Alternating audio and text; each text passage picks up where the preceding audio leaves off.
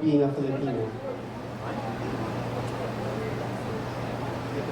I think the best part of being a Filipino is definitely the community.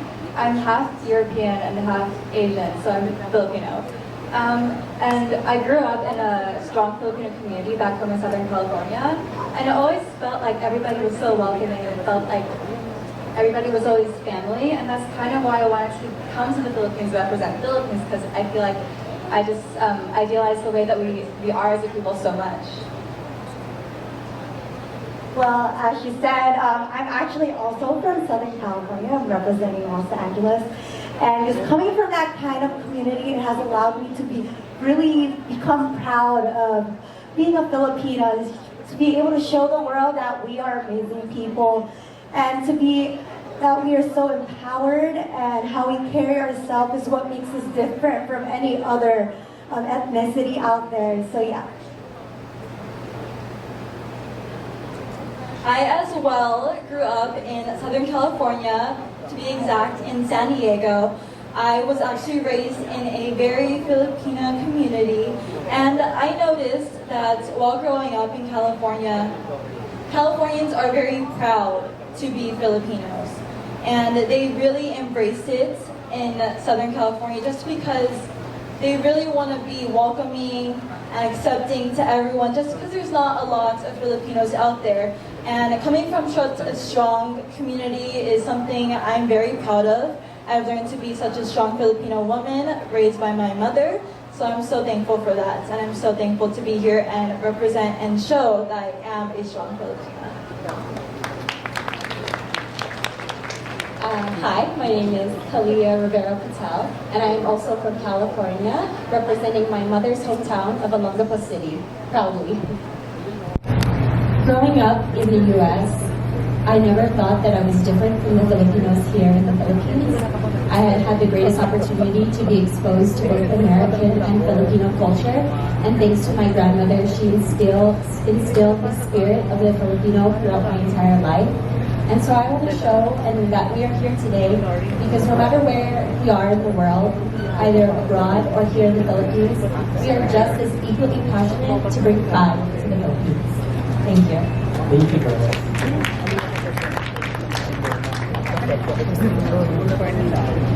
Good afternoon, I'm Robert from Manila Bulletin. Candidates number 8, 9, and just one question. What is your advice to people who are being bullied or those who are subjected to body shaming? What is your advice? As someone who already experienced body shaming, I think you need to be strong and just ignore these bullies. They mean nothing to your life. They do not control you, and you need to just block them, delete them, do whatever you need to do because they don't run you. You live your life how you want to live it.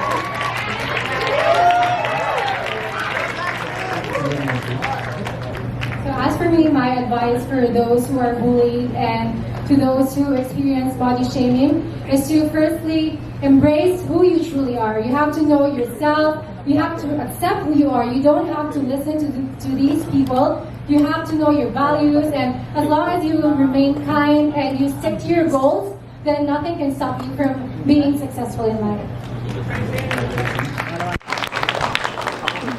I think for the longest time, I've always questioned if I truly loved myself.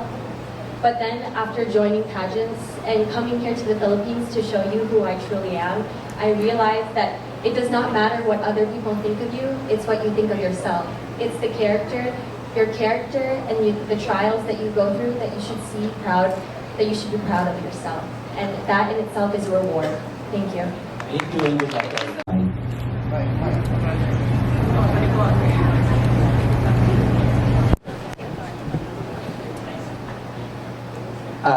If the government will appoint you as ambassador of peace, what step are you going to do to have a good relationship with the Chinese government? As an ambassadors of peace for the Philippine government, I think it's very important that we have to understand the relationship between the Philippines and the Chinese, and that goes as deep as their traditions, their cultures, but as as I am a history major also, their histories, they're two different histories. Because if we study their histories, we can find similarities. We can find similarities with their tradition, with our culture. And through the similarities that we can find, that's how we can bring about a better and more peaceful relationship, because that would bring understanding. If the two countries understood each other better, if the two nationalities understood each other better, then I really believe that there can be a peaceful relationship, and it can be a productive relationship as well for both nations. Thank you. Thank you. Filipinos are generally known to have a good command in English, and Filipino pageant fans can be very nitpicky when we have representatives who aren't so great with grammar, who aren't so great with pronunciation. But what I want to know this afternoon is, what is your take on representatives who have difficulty speaking or even understanding the language of the country they're representing?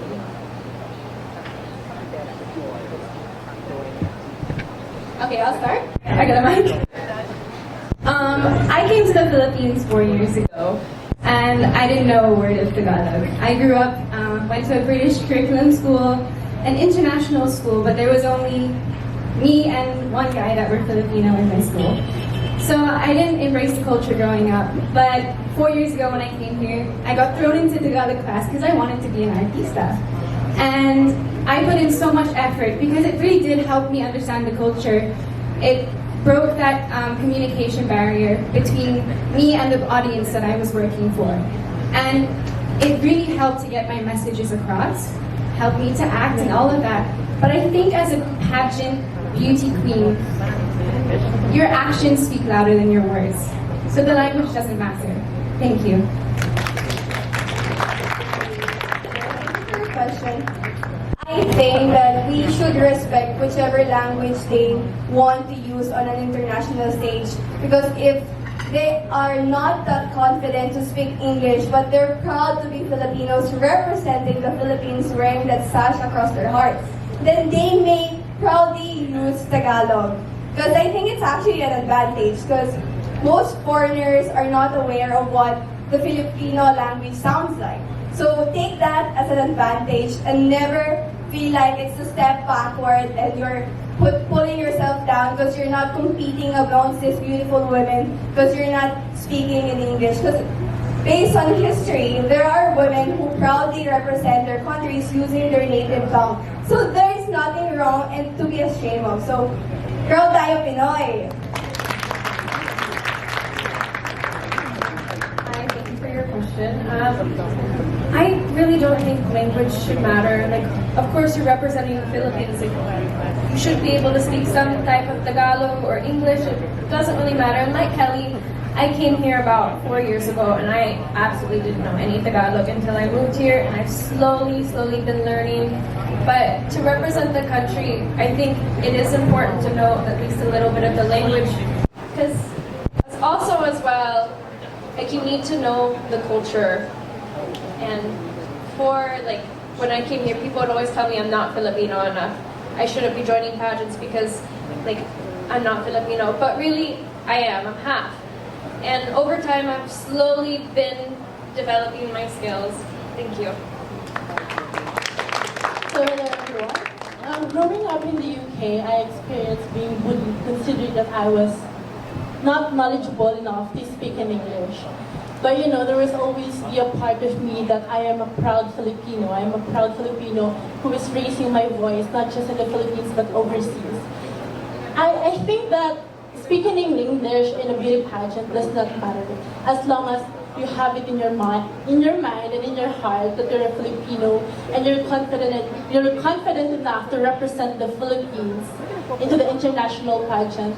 I don't think that there's nothing wrong with speaking in your language or anything like that. Thank you.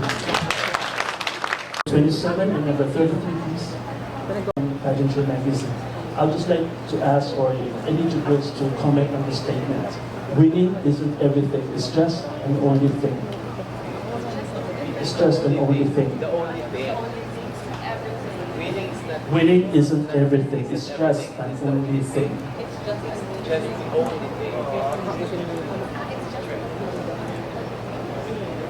Hi, good afternoon, everyone. I'm Justine Ortega from Manila.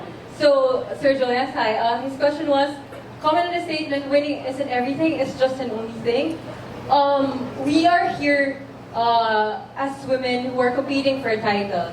And yes, we would agree that winning would be an achievement, a goal, a dream come true. But yes, I would also agree that it would not be everything. We only have 6 titles at stake, and right now we are 40, I think, globally and equally confident ladies who are here right now. So I think it's a matter of perspective. Winning will be your goal, but it's being able to accept that whatever journey you have towards winning that goal will be enough to make you a different person after a competition. First of all, maghay na aldaw sa Indogabos. I would like to shout out to all my co-Bicolanos, co-Daragueños, and co-Albayanos. Hello po sa inyong lahat, and I'm very happy to be here with you this afternoon.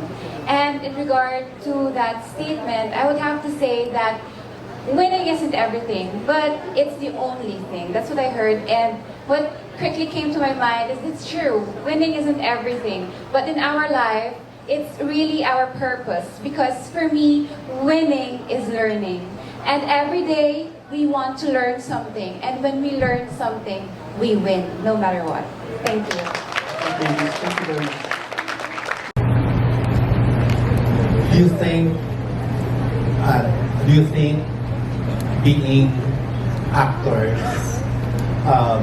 is an advantage? Do you think you have an edge over the other candidates just because you're used to facing the cameras? Actually, Michelle and I have talked about this. We have a pressure in the sense that people expect a lot from us because we're used to being in front of the camera, or we're used to memorizing lines, or whatever it might be, talking to people, talking to press. But pageantry, for me, is like an entire different thing. You change your mindset. You focus on something completely different. And I think that's where the challenge comes from. On top of that, we do have the pressure. But I think that it kind of has pros and cons of being an artista. Because, yes, we have experience, but also there is a lot of pressure on us. But I think everyone has their own pressures, so I think we all have fair game for everyone. Well, like Kelly said, I mean, it does have its own pros and cons, but honestly, we're in a room full of beautiful and talented people. We have nurses, we have lawyers, and we all go through the same type of training. We all go through different steps for the journey to be Miss World or to have one of the other crowns.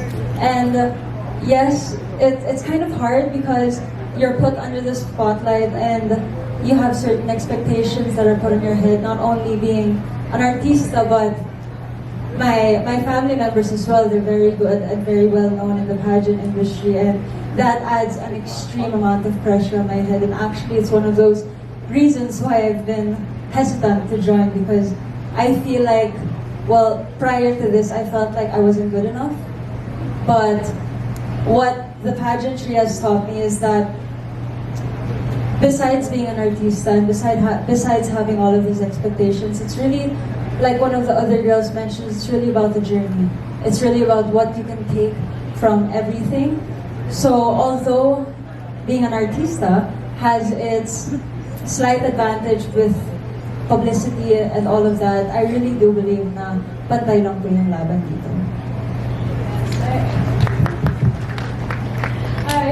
I believe that it is a fair game. We all have our strengths and weaknesses, and I'm just really grateful for all these beautiful candidates. We're helping each other out, and these are very, very talented. So I think it's a fair game. There are pros and cons, but at the end of the day, we all just have to enjoy, and the people will see that when we're on stage. So thank you, Bob. So, bayan na nire-representan nyo na pinagmamalaki. Well, prior to moving back here, I was born here in the Philippines, but I was raised in the States. And ever since I moved back here, I've been a Makati girl.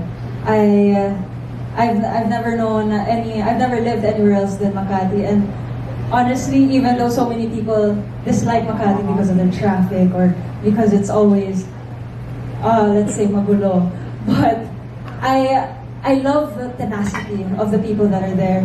I love the fact that everybody feels so driven. Everybody has their own purpose.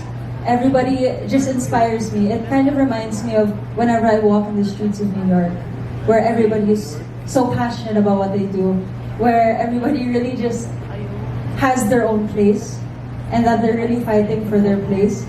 And that's why I really love Makati, and that's why I'm very proud to represent the city. Thank you. My family lives in Samar. My mom and my grandfather, my great-grandfather lives in Samar, but I vote in QC, and I grew up in Quezon City. It's a fun place. All my work is there. It's nearby, and it's a very colorful city, Quezon City. That's why I chose to represent Quezon City.